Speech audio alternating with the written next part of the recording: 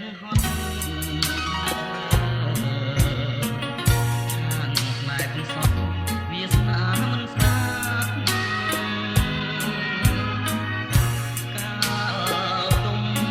ជាសំមានជាវដាំបាប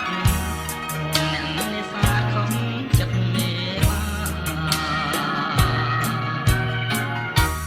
ស្រុកក្រកដួងខែរនោចខែ15រោចស្អែកចេញហួសា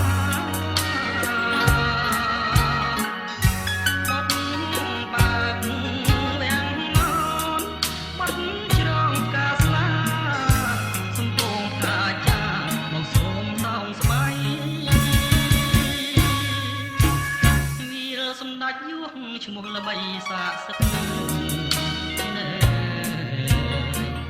ជួយចាំរឿងពិត